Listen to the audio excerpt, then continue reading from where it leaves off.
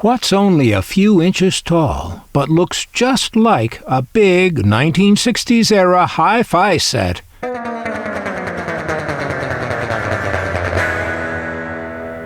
Well, these things were huge and heavy.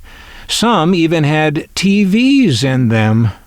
They weren't known for terribly accurate sound reproduction. After all, most were bought more on the basis of the cabinet style than on anything that cabinet contained. But as big as they were, they moved a lot of air in the living room and could set things in the house to vibrating. Mom's housework went a little easier with those smooth hi-fi sounds in the background, and if Dad put on a Mantovani record on a Saturday night, well, you knew you were going to be scooted off to bed early.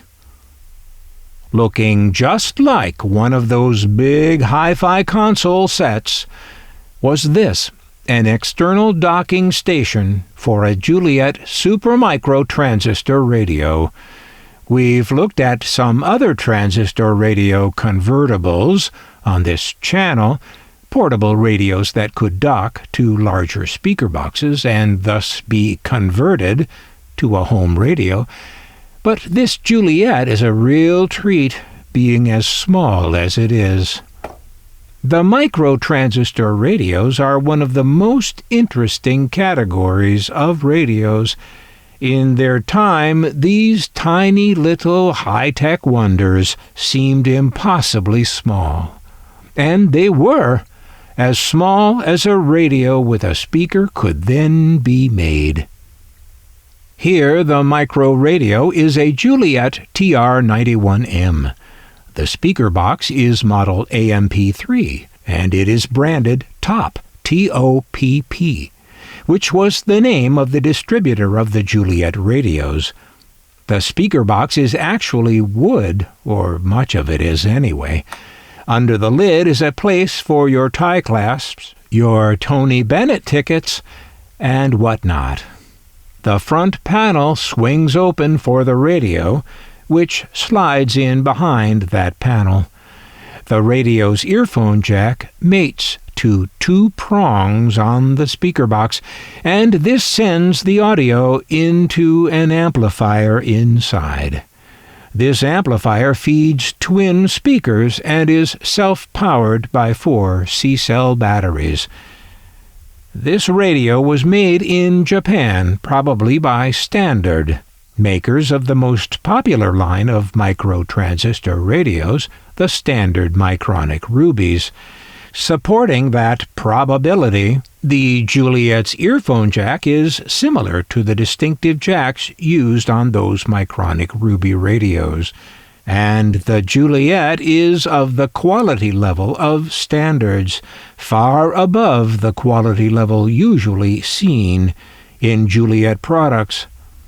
The Juliet story is an amusing one.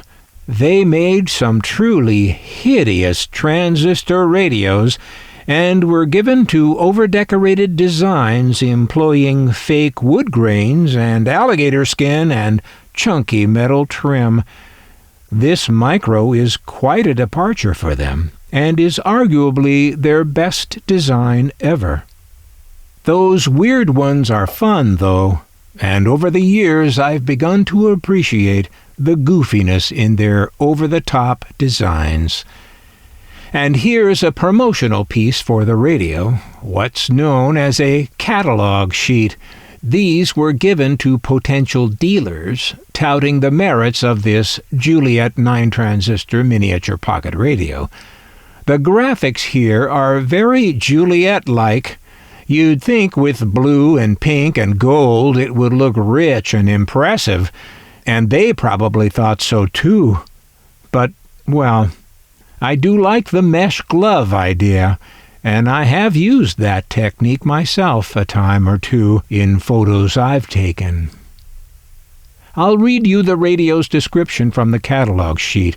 Model TR91M is a miniature 9-transistor pocket radio designed for reception of standard broadcast band of 540 to 1600 kilocycles, powered by 2 mercury cells. Volume control and tuning control are located on the cabinet top. An earphone jack is in the left side of the cabinet. Well, all right. That's pretty dry, especially for a company whose designs were usually so, well, wet. Top! Import and export, Miami, Florida. Importers of the Juliet brand and of this, Juliet's only micro-transistor radio. Well, no, not only. There was also this one, the Juliet Supermicro Movie Camera Type 10-transistor, which somebody at Juliet apparently thought looked like a handheld movie camera. Here's the back of it, featuring a sort of a key reminiscent of the winding key you'd find on an old movie camera. The micros have always been a favorite of mine, and I still remember seeing one for the first time as a kid. I was about 10 years old when I saw a standard Micronic Ruby under the glass counter in a drugstore, perched there in an open, satin-lined clamshell box. I immediately felt a major pang of desire. There was a string tied to the radio, and as my eyes followed that string away from the radio and towards its price tag, my desire turned to despair. $29.95. To a 10-year-old, it might as well have been $1,000. These micros were always valued at a premium, and they remain so today for collectors. In their day, the early to mid-60s, more than 40 different micro radios were produced. With so many, you'd think they would have been big sellers, and now wouldn't be that hard to find. But hard to find, they are.